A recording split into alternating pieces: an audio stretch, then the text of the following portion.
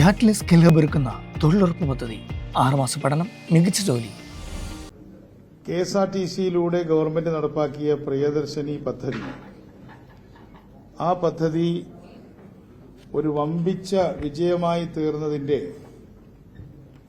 പ്രധാനമായ കാരണം മാധ്യമങ്ങൾ ആ പദ്ധതിക്ക് നൽകിയ തുറന്ന പിന്തുണയാണ്.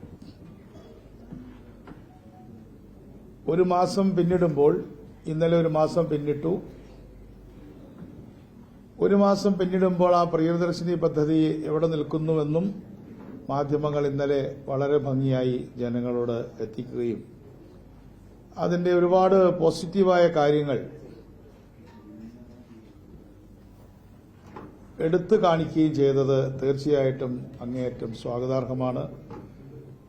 മാധ്യമങ്ങളുടെ പിന്തുണ നമ്മുടെ ഗതാഗത വകുപ്പിനും അതുപോലെ തന്നെ KSRTCക്കുമെല്ലാം തുടർന്ന് നൽകണമെന്ന് ഞാൻ ആമുഖമായി അഭ്യർത്ഥിക്കുകയാണ്. പ്രിയദർശിനി പദ്ധതിയെക്കുറിച്ച് പറഞ്ഞുകൊണ്ട് തന്നെ തുടങ്ങാം. പ്രിയദർശിനി പദ്ധതിയിൽ ഇപ്പോൾ ഇന്നലെ അവസാനിച്ച ഒരു മാസത്തിനിടയിൽ 3.81 കോടി യാത്രകളാണ് നടന്നിട്ടുള്ളത്. യാത്രക്കാരല്ല, യാത്ര. ഒരാൾ തന്നെ പല പ്രാവശ്യം നടത്തിയിട്ടുണ്ടാവും. ഫ്രീ ജേണിയാണ് ഞാൻ ഉദ്ദേശിച്ചത്. ഫ്രീ ജേണീസ് 3.81 യാത്രകൾ നടന്നു. അത് നമ്മുടെ ജനസംഖ്യയേക്കാളും കൂടുതലാണ്. എങ്കിലും അതൊരു രസകരമായ ഒരു കണക്കാണ്.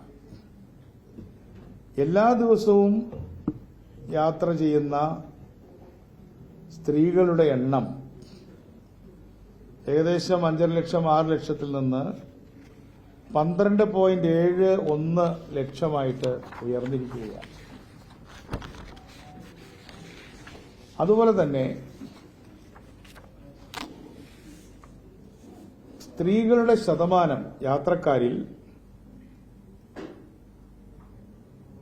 66% ഉയർന്നു. 64% ആളുകളും ഇന്നിപ്പോൾ സ്ത്രീകളാണ്. നമ്മൾ സ്ത്രീകൾക്ക് 1/3 സംവരണം വേണമെന്നൊക്കെ പറയുന്ന കാലത്ത് 2/3 പേരും ഇപ്പോൾ സ്ത്രീകളാണ് എന്നുള്ളത് വളരെ പ്രധാനപ്പെട്ട കാര്യമാണ്. അതുപോലെ തന്നെ നമ്മുടെ ആവറേജ് വാല്യൂ, ഒരു ടിക്കറ്റിന്റെ ആവറേജ് വാല്യൂ 21 രൂപയാണ്. ഇത്തരത്തിലുള്ള നിരവധി കണക്കുകളുണ്ട്. ഞാനെല്ലാം വിസ്തരിച്ച് പറയുന്നില്ല. നിങ്ങൾക്ക് അത് പബ്ലിക് ഡൊമൈനിൽ നൽകാൻ സാധിക്കും. പബ്ലിക് ട്രാൻസ്പോർട്ടിന്റെ നെറുകയിലേക്ക് സ്ത്രീകൾ കടന്നു വന്നു. സ്ത്രീകളുടെ വരുമാന വർധനവുണ്ടാക്കിയ ഒരു പദ്ധതിയാണ് ഇത് എന്ന് നമ്മൾ പറഞ്ഞിട്ടുണ്ട്. അത് ക്വാണ്ടിഫൈ ചെയ്യുന്നതിന് വേണ്ടിയിട്ട് നമ്മുടെ PhD ബിരുദധാരികളായിട്ടുള്ള ആളുകളുടെ ചുമതലയിൽ ചില കാര്യങ്ങൾ നമ്മുടെ ശ്രീ ചിത്ര എഞ്ചിനീയറിംഗ് കോളേജുമായി ബന്ധപ്പെട്ടുകൊണ്ട് ചെയ്യുവാൻ ഞങ്ങൾ തീരുമാനിച്ചിരിക്കുകയാണ്. സ്വാഭാവികമായും കൂടുതൽ KSRTC സർവീസ് ഉള്ള സ്ഥലങ്ങളിലാണ് കൂടുതൽ ആളുകൾ യാത്ര ചെയ്തിട്ടുള്ളത് എന്നുള്ളത് എടുത്തു പറയേണ്ടതായിട്ടില്ല. എല്ലാവർക്കും അറിയുന്ന കാര്യങ്ങളാണ്. അതിന്റെ വിശദാംശങ്ങളിലേക്കും തന്നെ ഞാൻ കൂടുതൽ പോകാൻ ആഗ്രഹിക്കുന്നില്ല. പക്ഷേ രസകരമായിട്ടുള്ള ഒരു കാര്യം, ഇതിന്റെ ഒരു ഇമ്പാക്റ്റ് പരിസ്ഥിതിയിലും ഉണ്ടായിട്ടുണ്ടെന്ന് കേൾക്കുമ്പോൾ ഒരുപക്ഷെ പലർക്കും അത് രസകരമായിട്ട് കൗതുകകരമായിട്ട് തോന്നും. നമ്മുടെ വണ്ടികൾ പുറപ്പെടുവിക്കുന്ന കാർബൺ ഡൈ ഓക്സൈഡ് 1000 പാസഞ്ചറിന് 504 കിലോഗ്രാം ആയിരുന്നു. എന്നാൽ അത് 404 കിലോഗ്രാമായിട്ട് കുറഞ്ഞു. അപ്പോൾ നമ്മൾ KSRTC ക്ലീനറായി, എയർ പെർ ക്യാപിറ്റ നമ്മൾ നോക്കുന്ന സമയത്ത് കുറച്ചുകൂടെ ക്ലീൻ എയറാണ് നമ്മളിപ്പോൾ പെർ ക്യാപിറ്റ കൊടുക്കുന്നത്. കാർബൺ ഡൈ ഓക്സൈഡ് എല്ലാം ഉണ്ടാകുന്നുണ്ട്. പക്ഷെ കൂടുതൽ ആളുകളെ കൊണ്ടുപോകുന്നതുകൊണ്ട്, ആളുകളെ കമ്മിറ്റ് ചെയ്യുന്നതുകൊണ്ട് നമുക്ക് CO2 carbon dioxide per 1000 passengers 504 ആയിരുന്നു. അത് 404 ആയിട്ട് 100 കിലോഗ്രാം, അത് ഒരു സൈസബിൾ നമ്പറാണ്, കുറഞ്ഞിരിക്കുകയാണ്. ഇത്തരത്തിലുള്ള ഒരുപാട് കണക്കുകൾ നമ്മളിപ്പോൾ എടുത്തിട്ടുള്ളതെല്ലാം ഞാൻ ഈ പത്രസമ്മേളനത്തിൽ പറയേണ്ടതായിട്ടില്ല എന്ന് നിങ്ങൾക്കറിയാം. അതുപോലെ തന്നെ പ്രിയദർശിനിയുടെ ഫീഡ്ബാക്ക്, നിങ്ങൾക്ക് ഞങ്ങളെക്കാൾ കൂടുതൽ ഫീഡ്ബാക്ക് കിട്ടിയിട്ടുണ്ട്.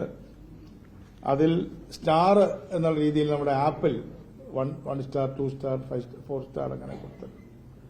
അതിൽ 5 സ്റ്റാറുകൾ 11,572 ആണെങ്കിൽ 1 സ്റ്റാർ വെറും 1,227 മാത്രമാണ്. അത് നല്ലതാണെന്ന് പറഞ്ഞ ആളുകളിൽ തന്നെ 5 സ്റ്റാറിലും പ്രസ് ചെയ്തവരാണ് 1 സ്റ്റാറിൽ പ്രസ് ചെയ്തവരുടെക്കാൾ എത്രയോ കൂടുതൽ, അതായത് 10 ഇരട്ടി ആളുകൾ. 1 സ്റ്റാറിൽ പ്രസ് ചെയ്തതിന്റെ 10 ഇരട്ടി ആളുകൾ 5 സ്റ്റാറിലും പ്രസ് ചെയ്തിട്ടുണ്ട്. അതേസമയം 2 സ്റ്റാറിൽ പ്രസ് ചെയ്തതൊക്കെ വളരെ കുറവാണ്. എന്തായാലും അതൊക്കെ ഒരു ഇൻഡിക്കേറ്ററുകളും പഠനത്തിന്റെ കാര്യമാണ്. ഞാനതെല്ലാം വിശദമായിട്ട് പറയേണ്ട ആവശ്യമില്ല. ഞാൻ ആ വിഷയത്തിൽ കൂടുതൽ പഠനങ്ങൾ ആവശ്യം ഉള്ള ആളുകൾക്ക് അതിന്റെ റിപ്പോർട്ടുകളൊക്കെ തരാൻ KSRTC എപ്പോഴും വില്ലിംഗ് ആയിരിക്കും. മറ്റൊരു കാര്യം ഉണ്ടായിട്ടുള്ളത്, ഇത് ടൂറിസം സെക്ടറിനെ കൂടി ബാധിക്കാന്ന് പറഞ്ഞാൽ നല്ല അർത്ഥത്തിൽ ബാധിച്ചിട്ടുണ്ട്. കാരണം ഇപ്പൊ മലക്കപ്പാറ, ചാലക്കുടിയിലുള്ള മലക്കപ്പാറ സാധാരണ ആളുകൾ ജോലിക്ക് പോകുന്ന സ്ഥലമല്ല, അത് ടൂറിസത്തിന് വേണ്ടി മാത്രം പോകുന്ന ആൾക്കാരാണ്. അവിടെ 48% ഗ്രോത്ത് ഉണ്ടായിട്ടുള്ളത് നമ്മുടെ പാസഞ്ചറിൽ. ഏതാണ്ട് പകുതിയിലധികം ആൾക്കാർ, 10 പേര് പോകുന്നത് 15 ആള് പോയിട്ടുണ്ട്. അപ്പൊ അവിടുത്തെ ആളുകൾക്കത് ബെനിഫിറ്റഡ് ആവുമല്ലോ, അവിടുത്തെ ലോക്കൽ പബ്ലിക്കിനും അത് ബെനിഫിറ്റഡ് ആവും. അപ്പൊ ഗവി എന്ന് പറഞ്ഞാൽ അറിയാവുന്ന ഒരു വനമാണ് ഗവി എന്ന് പറയുന്നത്. അവിടേക്ക് 30% ആളുകൾ കൂടുതൽ പോയിട്ടുണ്ട്. നെല്ലിയാമ്പതിയിലേക്ക് 46% ആൾക്കാർ പോയിട്ടുണ്ട്. അതേപോലെ തന്നെ പൊന്മുടിയിലേക്ക് ഏതാണ്ട് 31% ആളുകൾ അധികം പോയിട്ടുണ്ട്. അപ്പൊ നമ്മുടെ ഹിൽ സ്റ്റേഷനിലുള്ള നമ്മുടെ ടൂറിസ്റ്റ് സ്പോട്ടിലേക്ക് വളരെയധികം ആളുകൾ പോകുന്നുണ്ട്. അതിന്റെ ഒരു കൂടുതൽ ആളുകൾ കയറുന്നതിന്റെ ബുദ്ധിമുട്ട് സാധാരണ നിലയ്ക്കൊക്കെ ഉണ്ടാവുമല്ലോ.